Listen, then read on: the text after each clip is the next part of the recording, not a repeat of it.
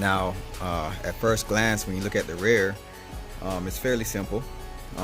We will be removing these two pieces that hold the spring in place, and what we're basically going to do is take our measurements once more, and we're going to drill a hole higher.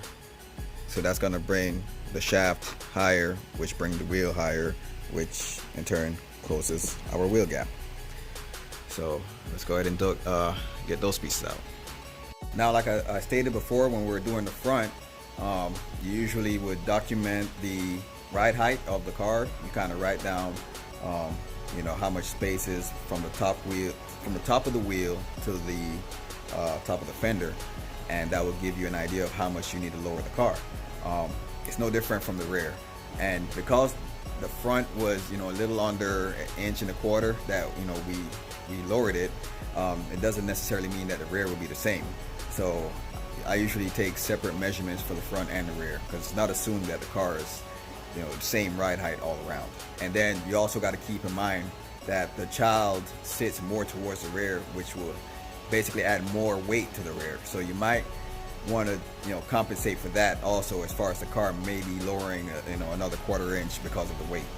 Now, because the rear of the car comes actually with a spring, what we're gonna have to do is remove the springs first, then reinsert the shaft, and then we put the wheels back on and take our measurements from there, because once you remove the springs, it's gonna lower the car a little bit more. And to get a more accurate reading, we're gonna need it at its lowest point to see from there where we'll need to further go into it as far as getting it a little bit lower.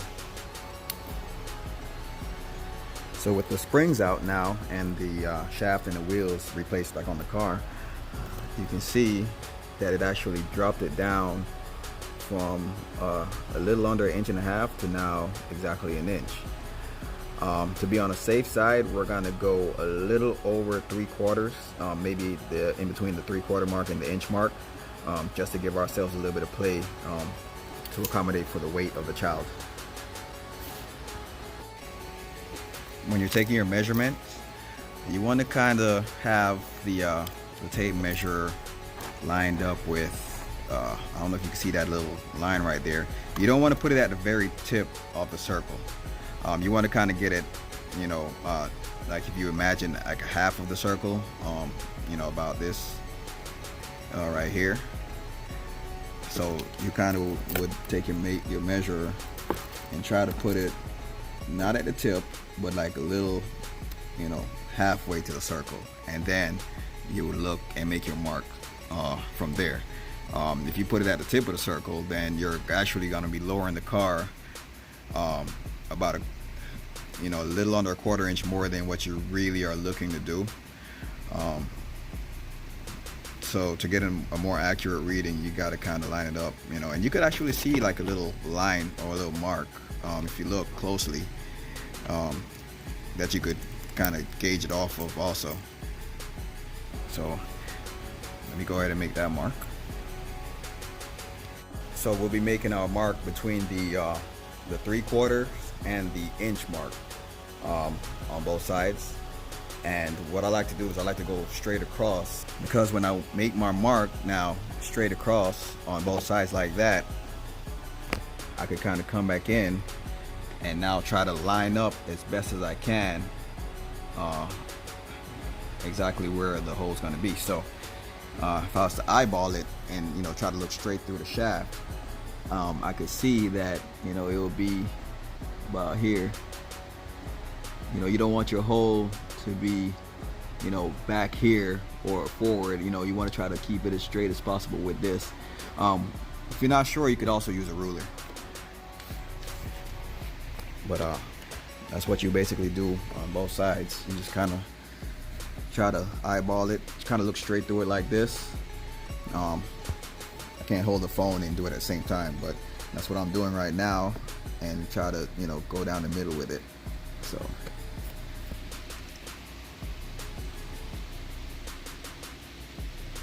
and that is our, sorry for my finger, that is our drilling point. A side note about drilling the rear, usually I would have the car flipped upright before I drill into the rear, because of usually that's where the brain, the battery, the electronics, everything is located back there. Wiring, stuff like that that you could possibly drill into, and you don't want that. However, with the LaFerrari, once you take out the seat, and there's really nothing under there in the position where you are that you could drill into. If you're not sure, flip it over or look on, just double check and make sure before you drill into the car. But like I said, I usually do it upright with other models because there's a lot more going on under the seat with other models. This one, it's clear. It's pretty clear. So we're good with drilling it the way it is right now. Now I'm going to do my initial drill with a 1/4 inch drill bit. This allows me to more accurately hit the X, without the bit being a little bit too big where I can't really see where I'm going. So I'm going to, drill through first with a 1/4 inch, and then I'm going to step it up to a 3/8. Okay, so I went ahead and I drilled the holes on both sides, and I inserted the shaft straight through, just to give you an idea of what it should look like. One thing you want to be careful is, the drill. You want to really make sure that as you're drilling, you're holding it as straight and as aligned through the hole as possible. So not only do you have to worry about holding it up or down, but side to side, you have to make sure everything is as perfect and as straight as you can get it. But the two most important holes are the two outside holes. So if you don't drill it straight or anything like that, you can make little adjustments to the holes on the inside, but the outside holes, try to get those as lined up as perfect as possible, or you're gonna find yourself doing other things to kind of patch it up and redo it. You don't want to go down that road. So next we're gonna go ahead and fit our motors up. In some cases we have to make a little adjustment to these holes from the change position of the gearboxes, and then slide the wheels on and see how we did.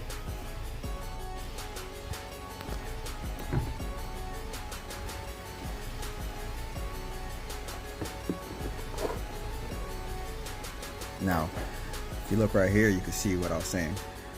Because we repositioned the hole, now this is not lining up, with the hole. The motor's not dropping in the hole where it's supposed to be. So now we have to kind of open that up a little bit so it will slide right in, and that's going to be on both sides.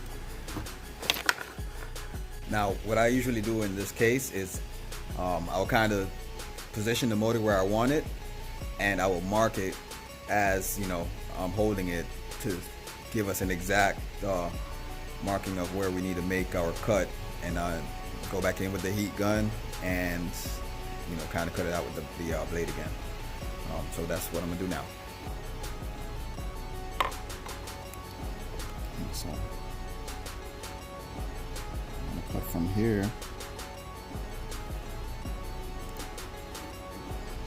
and bear with me because I'm trying to do everything while holding the camera with one hand and working it with the other. I'm not that great at drawing anything with my left hand, but I have an idea of where I need to make my cut, and then I will repeat the same thing on the other side. And this is our markings, and this is how it looks after I clean it up from the massacre I did with my left hand. So I'm just gonna follow this basic line and cut that out on both sides. And it's important because you want to cut it big enough for this piece right here, not only just for the motor, but this piece right here to slide in. One thing you want to keep in mind when you're cutting is that there is wiring on the other side, on the inside of the car. So when you're cutting your holes, be mindful of that also. If you're using a blade, you could cut into or slice into one of those wires. So just be careful, make your cut clean on both sides, and just be mindful of the wires. That's just the point of this whole thing. So this is my super perfect cut. That's sarcasm, by the way. It looks like I actually followed all the messed up lines that I drew, but it's not a big deal. You know, everything gets covered, and it's more about functionality than the looks, or at least under here it is. Now we test fit our gearboxes again and try to get our wheels on. Okay, and now we have our wheels on. We have both gearboxes in, and it looks pretty good. Not anything crazy. You know, still a little bit of space and a little bit of play for if the child gets in, and if it drops a little bit lower, it's not a big deal. Now, if you pay attention, we have two little spaces in between. Before we address that, you want to make sure that it's even on both sides before you go in and you try to deal with this. Now, to compensate for the space, we are going to reuse our springs that we took off originally. So we're going to pop them off these little black pieces, and we're going to come remove our gearboxes on both sides and slide the springs in first, then put the gearbox and the wheel back on. On a side note, we actually are lucky with this car because the springs that it come with are short enough, and I happen to be the right length that we need to create a spacer. If we didn't have a spring or anything like that to kind of compensate for that space, that's where at that time you have to start thinking outside the box and create your own spacer. You could use PVC, you could use aluminum tubing, whatever has a hole down the center where you can slide over the shaft, take the correct measurement and create that space that you need. So now we have our springs on both sides, and this is what your end result should look like. The spring holds attention against both gearboxes and the wheels. So when you go to slide the wheels on, you can kind of push in on the springs and then it will snap into place.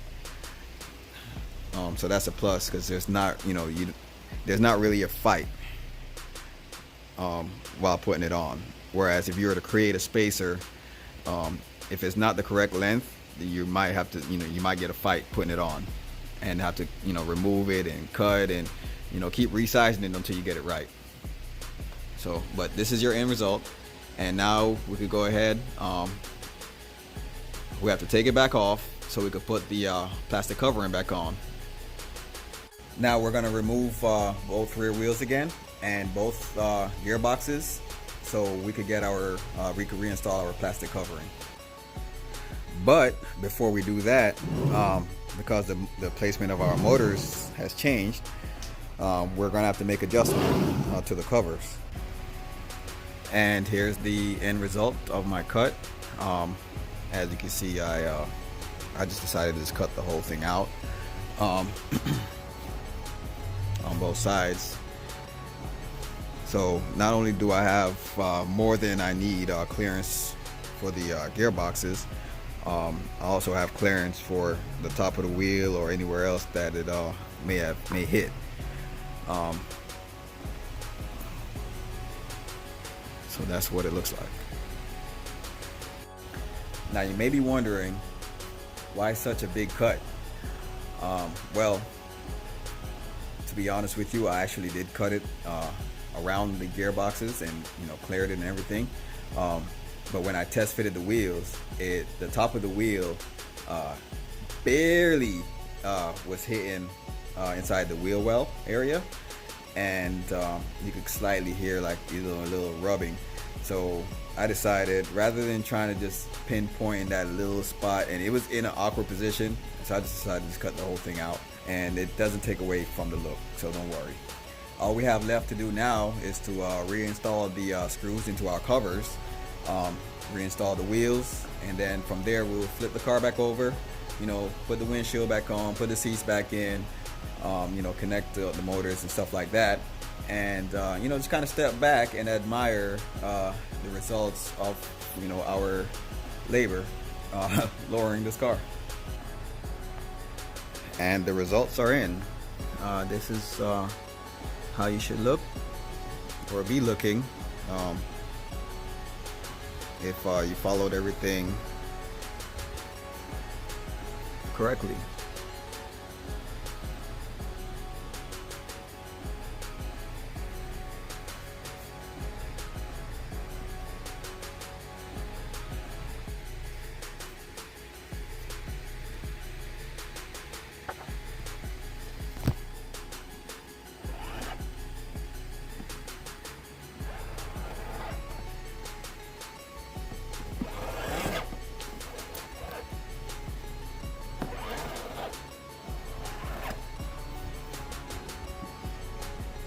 Now, don't expect any crazy lock from this as far as steering,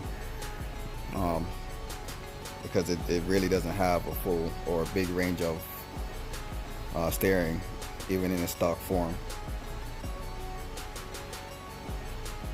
But it gets the job done. So that's all for today. Hopefully, you followed along and understood what I was trying to explain as far as lowering this car. And I know I tend to over-explain things sometimes. I rather over-explain than under. So yeah, there's your results in the background, and thank you for watching. And don't forget to hit that subscribe button and that notification button for videos that I have upcoming on lowering other cars, custom work, stuff like that. Thank you. Bye.